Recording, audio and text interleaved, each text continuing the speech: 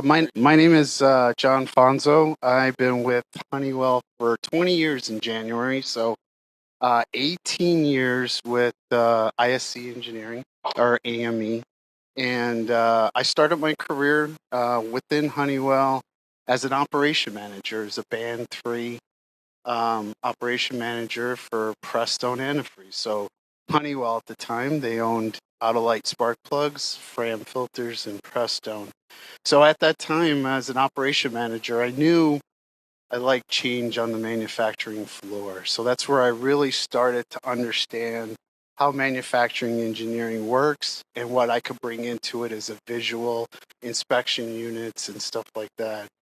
And really understanding what a change agent is to make the changes on the floor. So an opportunity came in aerospace to work in value engineering in Torrance, California.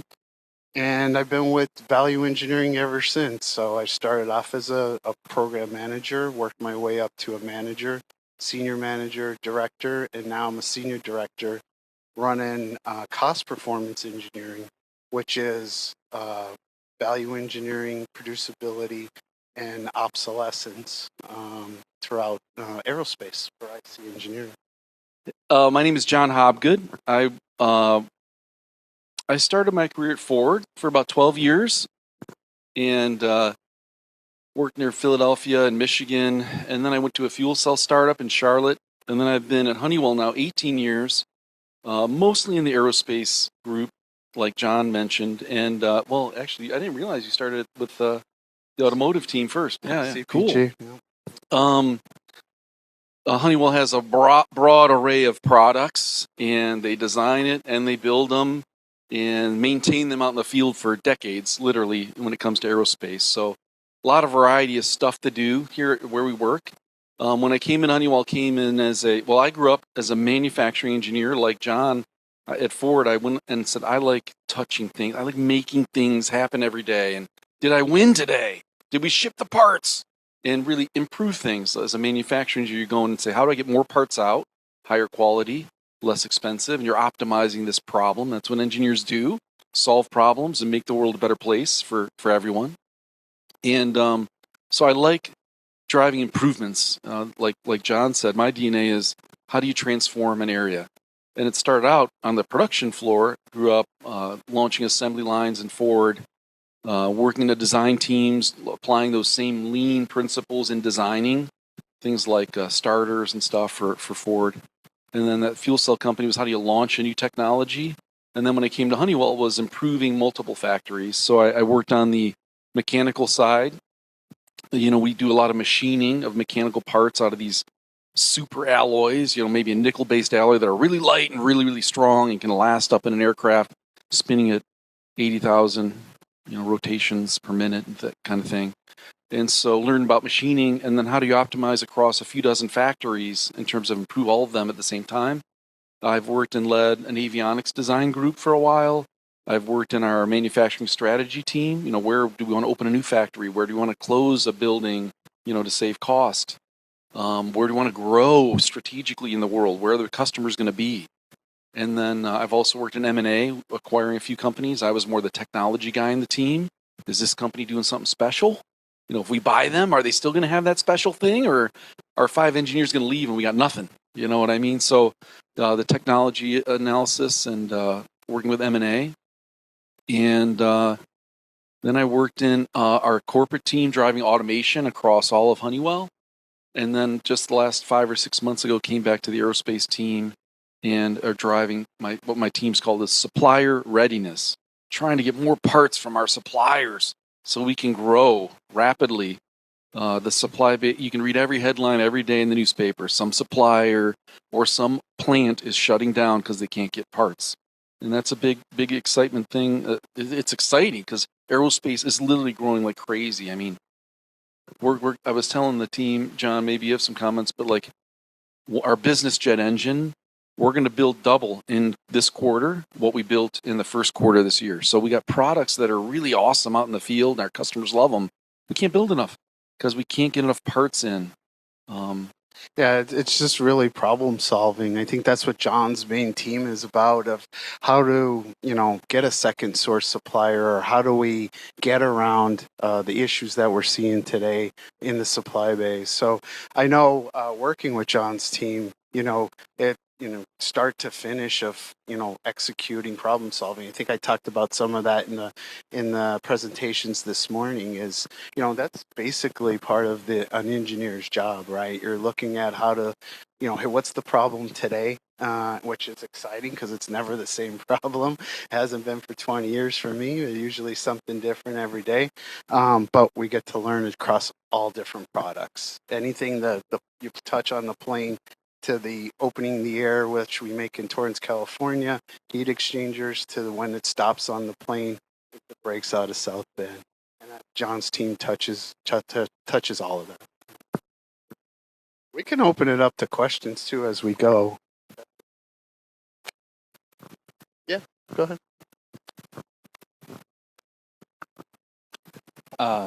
Is this on? Yeah. Okay.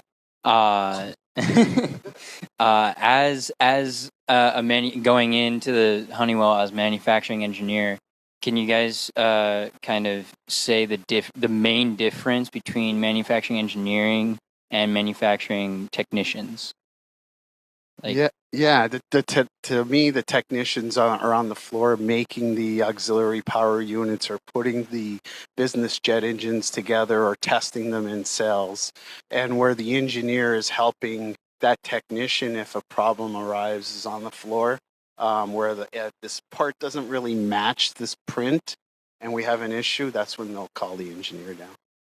Yeah, I like to say a product design team designs the product, and the manufacturing engineer designs the process to build the product reliably every time, and the right amount every day, etc. So the technician will usually follow the process. So the manufacturer sets up the process, optimizes it, makes it better every day, where the technician usually does the assembly, the process that the manufacturing engineer set up. Mm.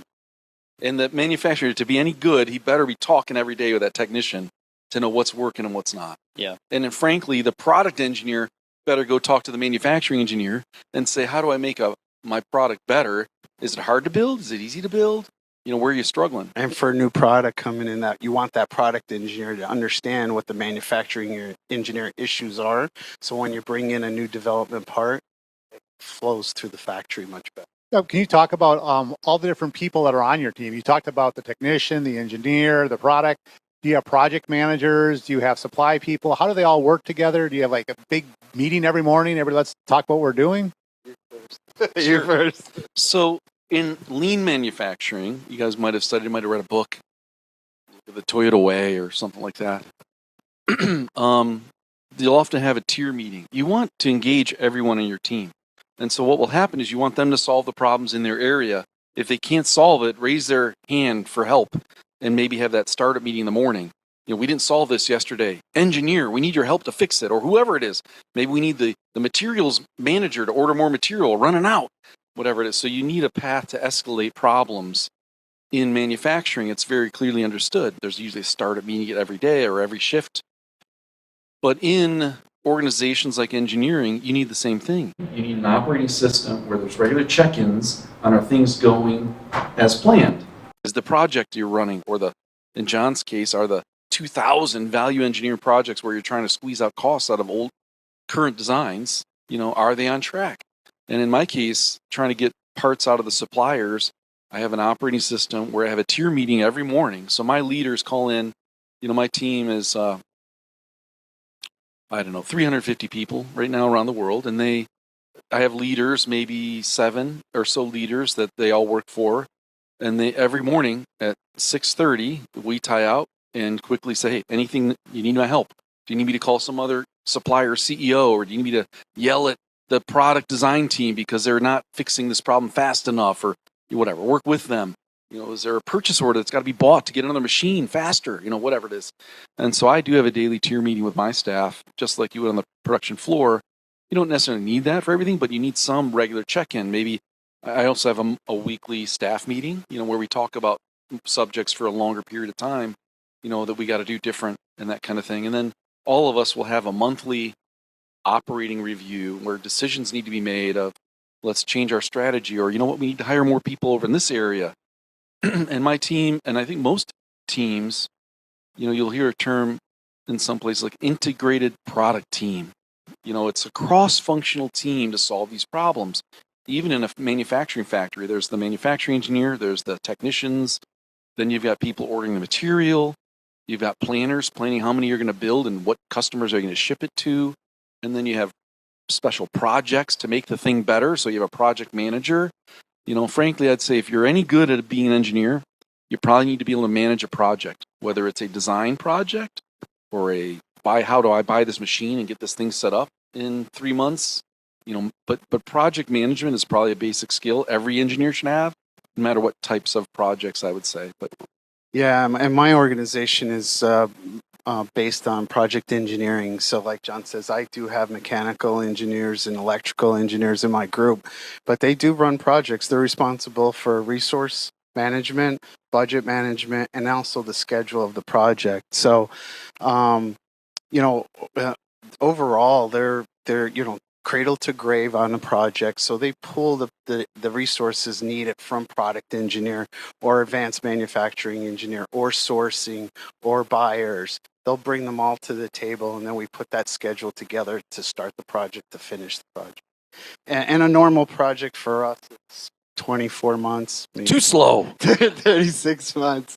So yeah, it takes a while in aerospace to move some projects, but it's very gratifying at the end. I mean, an organization like mine, we have a cost takeout target of $27 million. So that 27 goes down to the business line. So the team is really proud of that. And you probably heard a lot of people talking today from my team.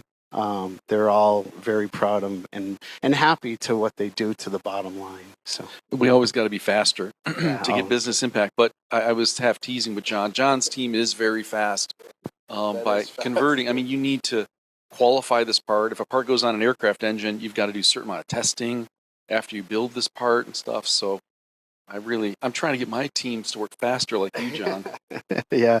Well, it's taken some time. My organization's been around for 25 years. So, I just happened to come into a good organization that had great MOS and great dialogue. Like I was telling some of the participants this morning, that piece of paper, that graduation, that gets you in the door, right? It's going to get you in the door.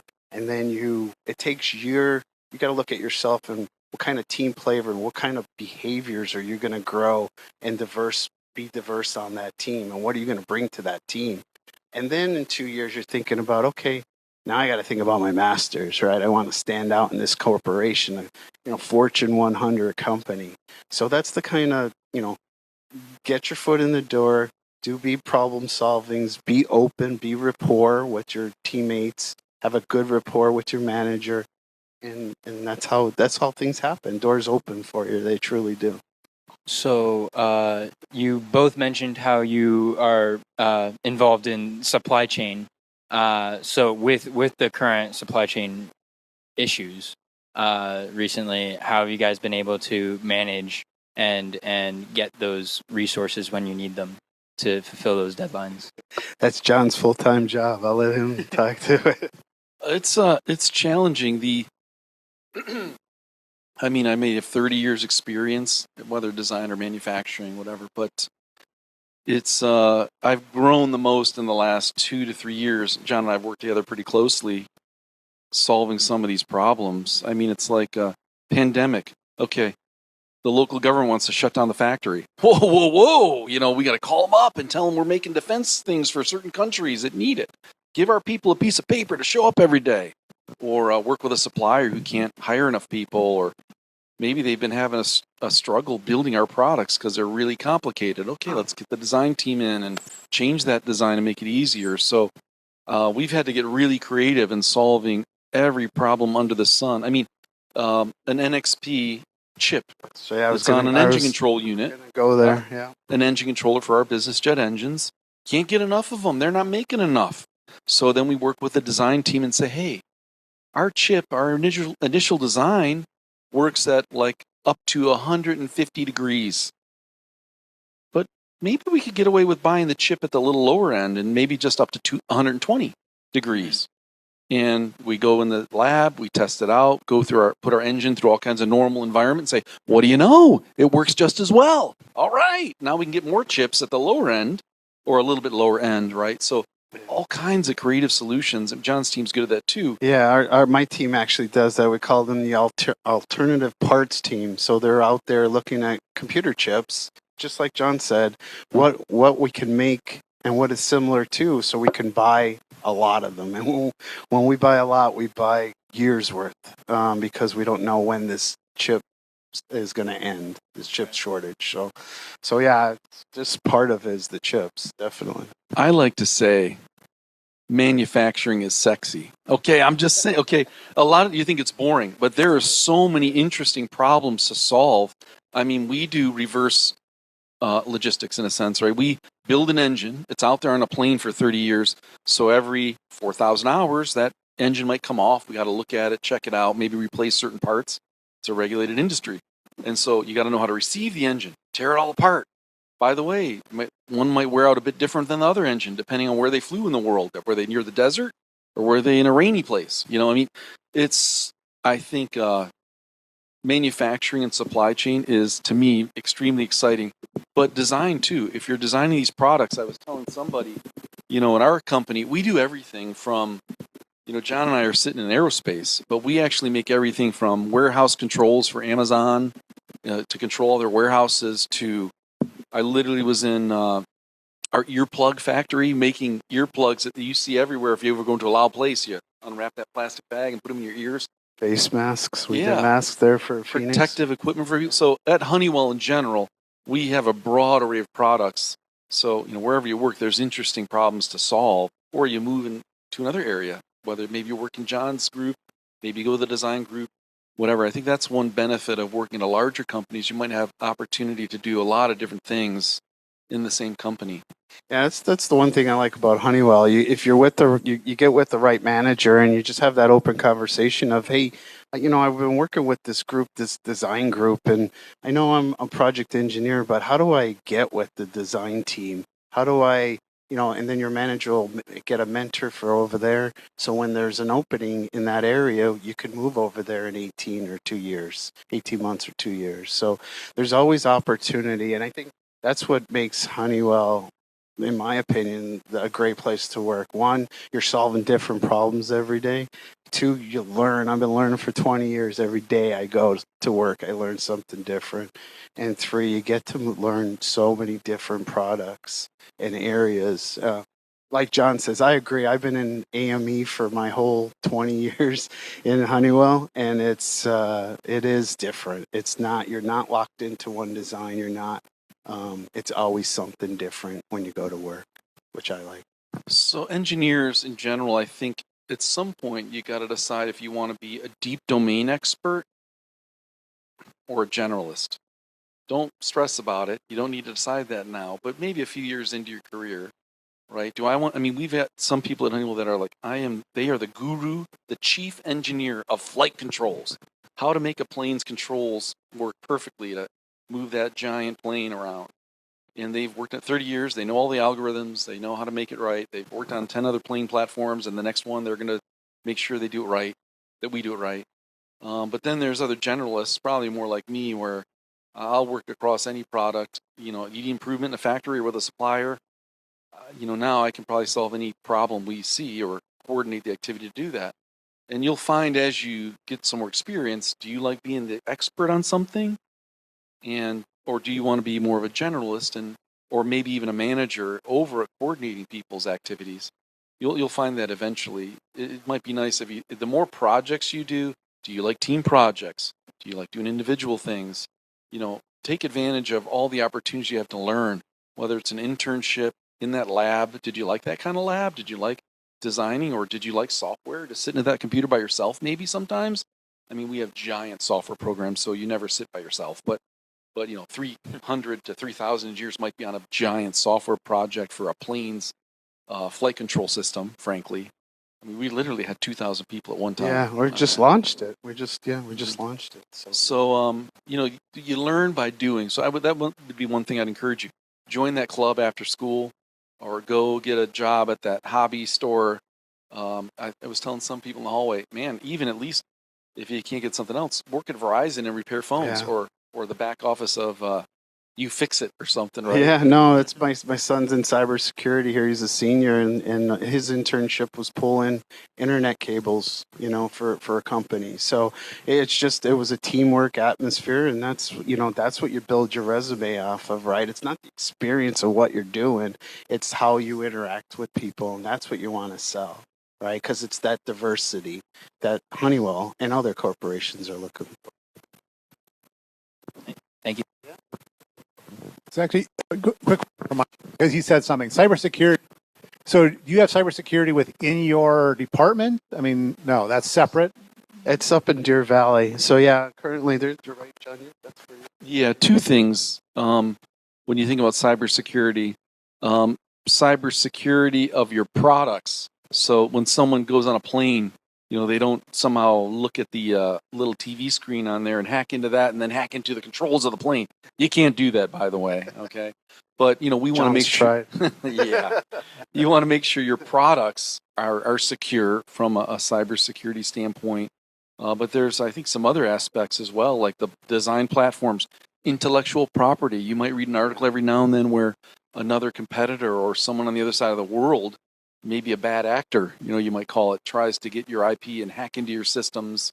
And so you need certain protection over your designs, like John said, that we've designed maybe for 20 years, So I think there's different aspects of cybersecurity, but from a product design standpoint, we have at least a few dozen people focused on making sure every product we design is designed the right way. Yeah, we have cloud security, and then we also have, we unfortunately, like every other company, we have some homegrown databases that shouldn't be out there, and that's what cybersecurity taps you on the shoulder and said, hey, this needs to be in a secure location, and so that's what happens. Yeah, but mostly I interact with them from Deer Valley. Yeah, it's an exciting topic. We could talk for hours on that one if you wanted. But even in your factories, if you read bugs, where do things enter a company? They put a little bug in an air conditioning unit in a building, and then late at night, this thing goes out across the network, finds areas it can get in to vulnerable spots in your company, right? So there's a lot of aspects to cybersecurity that we all need to think about. I have a question. Yeah. So I wasn't here earlier, so I don't know much about this company. So if it's all right, what's this company generally all about? And how could someone that's like studying computer science like me join this company? Like, what kind of jobs are there? Honeywell so first of all, when I joined Honeywell, I only knew the thermostats they had. We've actually sold that business since, and our name is still on it. But Honeywell is a conglomerate. We have 4 businesses. Aerospace is the largest one, so making components and systems for aircraft. But in general, we make products that make a safer place and make things run more efficiently. So, a plane being safe or efficiently moving people or things from here to there. Like we have the world-leading navigation systems for planes, for example.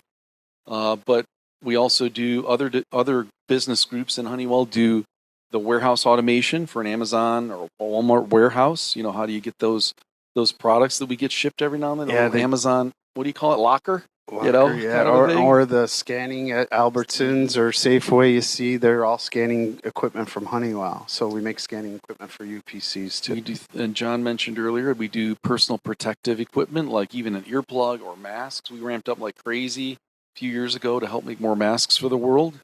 And we also do things like building security, temperature control, those kind of things. And I'd say those are a fair number. But if you ever Google Honeywell, you could probably type any product name you want. We probably touch it in some way or other. We're doing a lot more now in sustainability. So whether it's running biofuels in planes, making the chemistry to not just power and convert oil, but actually to run a plane on, right, cleanly. Mustard seeds we're looking at and running planes off of mustard seeds. Yeah. So lots of cool technology in these products. It's not usually a commodity. It's not like sunglasses or a cell phone or something, but really high-end technologies that make people and things safer and work more efficiently together. What other questions we have? Actually, I have a second question. How can someone that's studying computer science have a job here? Well, I think the general strategy is probably the same for many companies. You got to attend one of these events or a hiring event, right? Or maybe some conference. You got to look at the job board and post for that job, but probably trying to make a personal connection somehow. An event like this, like John was out there at the tables for a couple hours, I think. Yeah, right? since 8 this morning. You Yeah, know. we've been out there. Yeah, and and check Honeywell.com careers, right? Especially in materials business, Performance materials. performance materials technology. I know I've done we did a couple events with them. I think we did Nesby together with them. They're always looking for computer science, and I think they're based out of Chicago, but yeah, I think you got to check the websites. Yeah, the websites, and also like John said about Nesby, whether it's SHIP, Nesby, yeah, we did them software all. engineers, Society of Manufacturing Engineers. A lot of these companies will have conferences. We'll send people to those conferences to say, hey, we're going to fill 10 jobs at that conference, right? So that's an opportunity. And usually you can go and see a few dozen companies at least, if not hundreds, at those. Is always a good place to start. But if you know somebody, I'm with John, I would post online on the web, you know what the latest job opening is. And then if you have someone that you know at that company, you quickly call them up and say, hey, I saw this job. I'm going to post for it. And they might even say, you know what, put my name on that when you log in and post for it, because then I can help them make sure they look at your resume when you show up. Because, many of these jobs may have hundreds of people applying, right? So you do want to have a little differentiation if you can.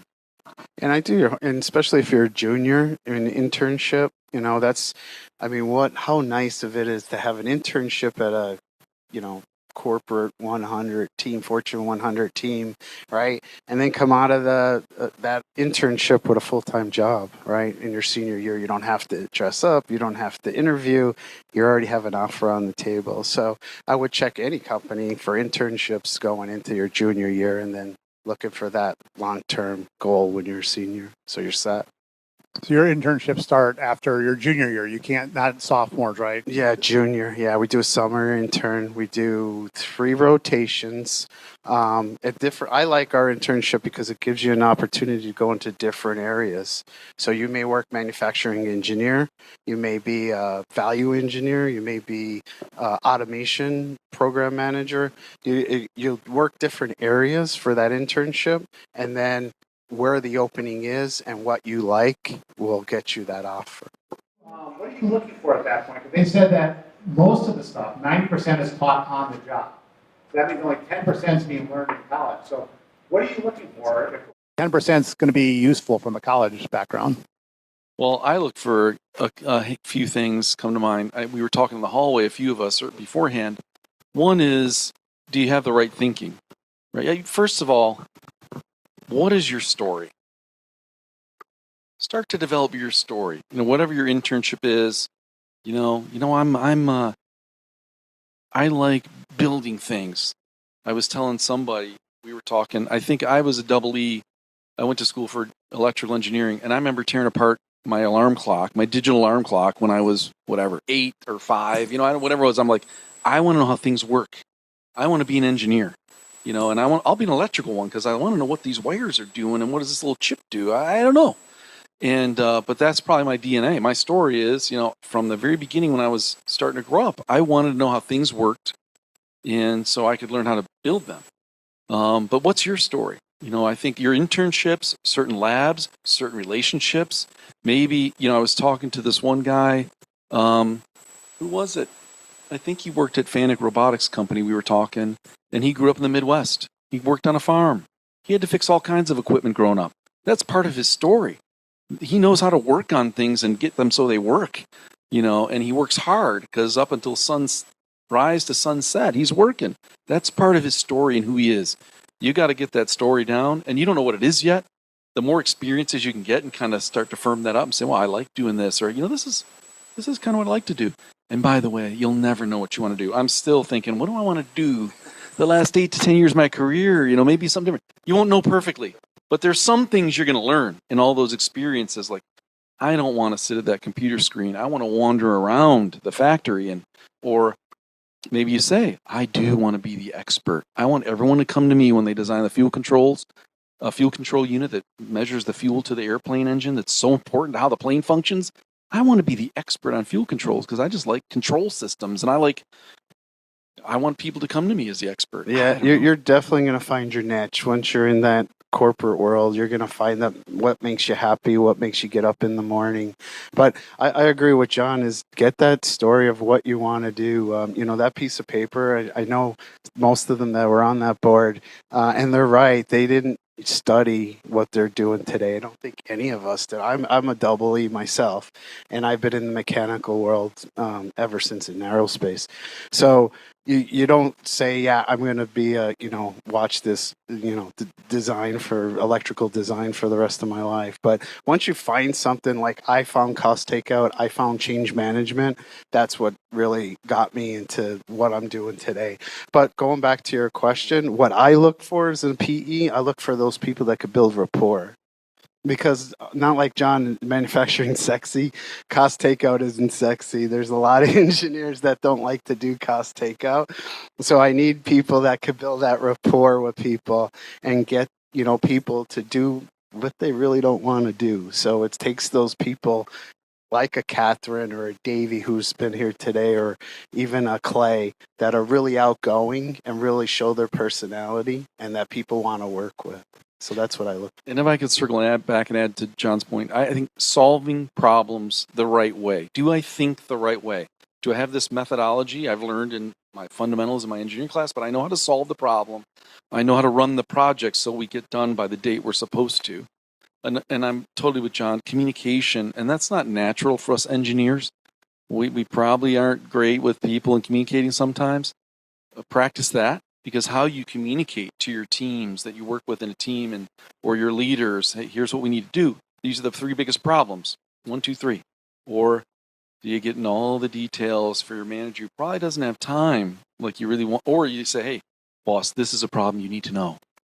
Let me tell you, write it down, right? Maybe you write it down so you say it very concisely. But I think communication, the right thinking, and I was telling some people in the hallway, I think initiative as well, because we all know a new hire, even if the experience coming into a new company, they're not going to be the experts at everything. But especially if you're a junior career person, early in your career, we know you don't know everything. We're going to teach you how to do the content of the job. And engineers are awesome because they can almost do anything. I mean, you've solved problems, the basic fundamentals of how things work. You could probably figure anything out, a business problem or a technical problem, right? But yeah, you always want those people that say, I don't like that. Yeah. I want it. Give it to me. Yeah. Give me more. I could take more projects on my plate. Yeah. So that's the kind of, people we're looking for, outgoing and diverse and, willing to go out and above and beyond. So. And kind of follow up for that, the other thing that came up this morning was imposter syndrome. Can you let these people know that you're not going to get fired within the first 2 months because they can't answer a question? Because I think that is a fear that students, they come back here and say, I don't know what I'm doing. I feel like I'm overwhelmed with it, and they're afraid they're going to get fired. But you're not going to hire somebody to fire them in 2 months. No, not. You're absolutely right. So yeah, we invest when we hire someone. We invest a lot of time and a lot of money and a lot of training into you. So it's going to take some time. I tell the people that come into my organization, usually takes 2 years to click. That light bulb will go off in 2 years. It's like, I got this now. So it's going to take some time and patience. So I always tell the people that come in out of college to have patience, because aerospace is a slow industry. Trying to get things passed by the FAA is not easy, and it takes some time. But it's patience, and it'll come. It'll come to you after a while. So you're not going to get fired in the first 6 months, I can guarantee you, unless you don't show up for work. That's going to happen. No, I think there's a shortage of engineers, technical people, technicians, and even managers that know what they're doing, frankly. So no one has a motivation to want to let somebody go after investing some training, like John said. And honestly, I have never found anyone in Honeywell that will not answer a question if you don't know. But you got to take that initiative to say, hey, I don't know this. Here's what I think is the right answer. What do you think? Yeah, or I'll go find that person, right? That's where we're hoping the education teaches you. I think I talked about it this morning. And hopefully you can find that answer that nobody else can find, right? You know, a resource. Oh, I just talked to Jim down the hall. He said he worked in that area. Let me go ask him his opinion. So it's just picking up pick up the phone. We don't do that anymore, right? It's IM and on Teams that is to find the right question, the answer to the question. Okay, who's got a question? Here's your chance to ask. So this seems to be more for like engineers though. What about supply chain and logistics? What about supply chain challenges? So I'm working for Amazon right now, and I do fit, trailers and tractors. How would that be with Honeywell? Because we have to find the product, the trailers, try to go up and down with the tractors, send them to the dealerships, all that kind of stuff. Yeah, anybody that makes things has supply chain problems to solve or optimize. I mean, so we ship things to every Brazil. I was going to say every airline company, but more than that, I mean, we build parts for any defense company. I mean, that's I remember doing one lean event in a warehouse area in one of our warehouses, and to a shipper. I remember there was like 36 shipping documents, right? Depending on what shipper that customer wanted you to use, you know. I mean, so there's all kinds of supply chain challenges, whether it's logistics or planning. How do I plan of what I'm going to build today, and then how do I flow that plan down to suppliers and my factories, my own factories. So you have planners for factories, planners for suppliers. There's all kinds of different sourcing. John mentioned sourcing. Where am I going to get that part from? What company can make that for me right every time and deliver it to me when I need it? I mean, I know some of the examples we have. I mean, if we're late to deliver to a customer, we'll fly an APU, auxiliary power unit, right to the customer's door. So we don't like to spend freight charges like that, but that's the kind of shipping and arrangements we have of logistics, just like everybody else does. I mean, you can imagine the challenges right now. Yeah. I mean, there's craziness going on in the Eastern Europe, let's say.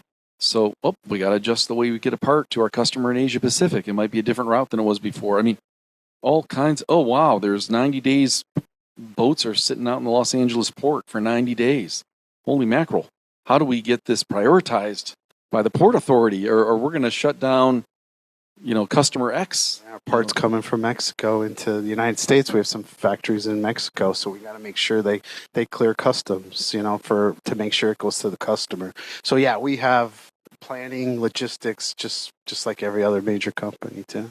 I was, my two favorite schools are GCU and ASU. And I was helping ASU on Friday. They launched a manufacturing school. But I posted something on LinkedIn. And, of course, I said manufacturing is sexy. It was my first things there. But I saw it. But in the last 2-3 years, the world has learned how important manufacturing and supply chain is. When you literally buy a car and the car company says you only get one key because I don't have enough chips to give you another key for the next car, you got to wait 9 months. My friend got a car from a dealership yesterday. He ordered it a year ago. I mean, he said, I want to buy it. Okay, you got to wait a year. I mean, it's an exciting time. I personally am excited about manufacturing, supply chain. Everyone's understanding the value of people that can solve those problems. But I, of course, have a place in my heart for the product design engineers too. Would love to answer any questions there. To me, if you go in the design world, you probably want to go in a company that has technology that differentiates themselves in the marketplace. If you're designing the next, nothing against them, I grew up with them, a Matchbox car, right? I mean, a lot of people can do that, but not a lot of people can make a flight control for an airplane, right? Or any other number of products at Honeywell. So I would encourage you to try to find companies that maybe have more differentiated offerings because they're going to be interesting to design or build, both. Yeah, I just bought a used car. So 2020 used car. Standard is air seats, air seats out of it. I have no button there because the guy says, "Oh yeah, during COVID, we couldn't get the chips for the seats cooling, so your car doesn't have one, even though it's standard." So yeah, so that's the kind of issues we're seeing today across. He's supply got a chain. fancy car. Yeah, I do. Not a Mustang, but I got a car.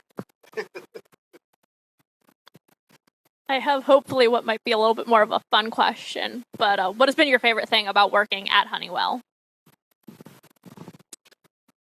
For me, it's been a few things, but one is the variety of products. It does make it interesting to me, and the variety of different things you can do.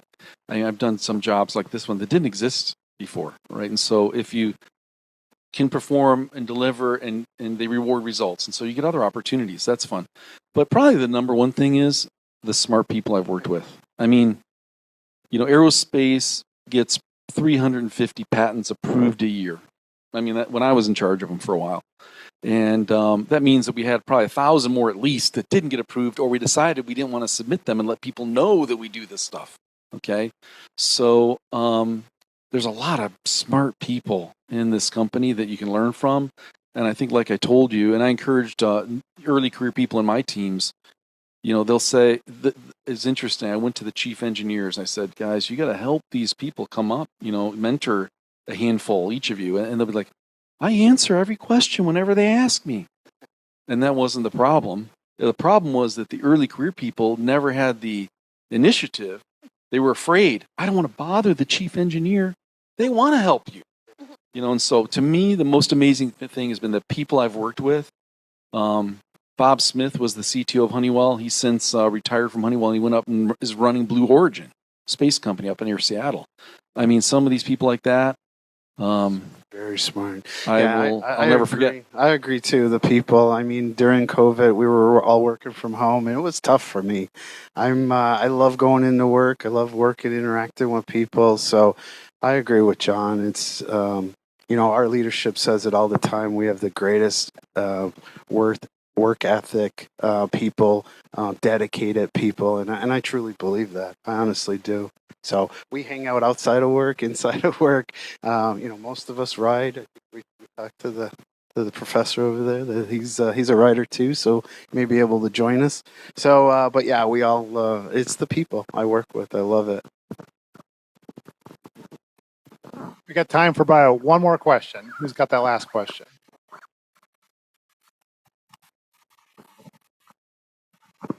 Hi there.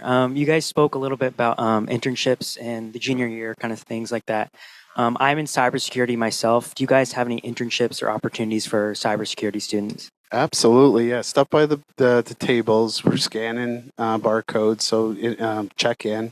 If you have a resume, bring it in. Tell the person that you're interested in an internship. They'll mark it on your resume saying internship, and then also check online. Don't just wait for somebody to call you from a resume. Check online. They're called URDP programs.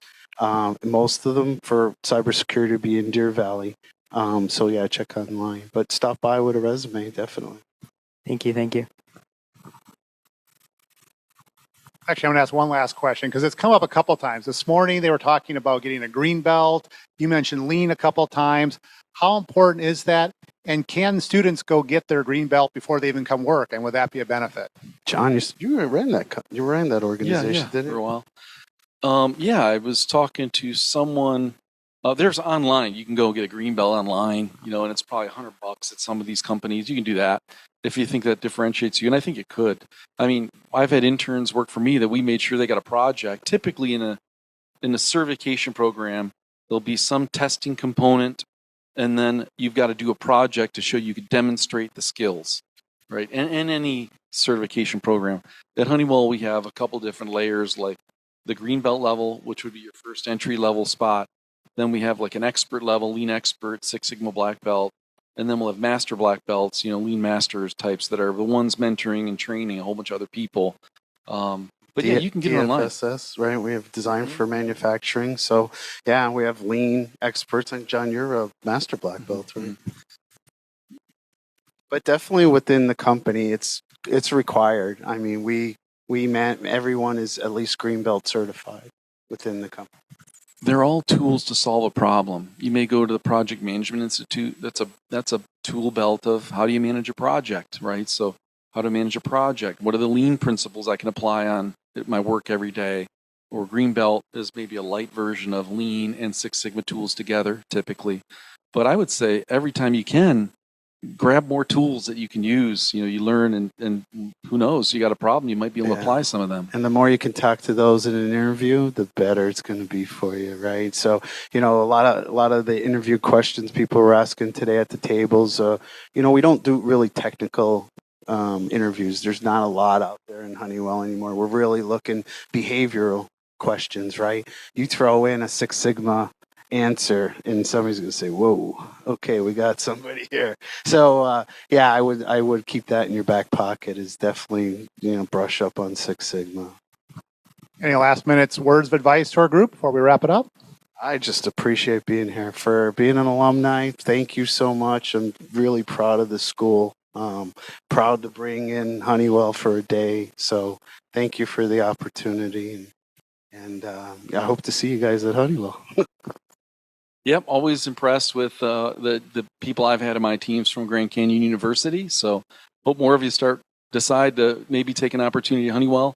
If you have any other questions, you can reach out to John or I. I'm sure there's contact info. Yeah. LinkedIn's the best way, frankly, because I look at that every other day or so myself. Pictures. He puts a lot of pictures.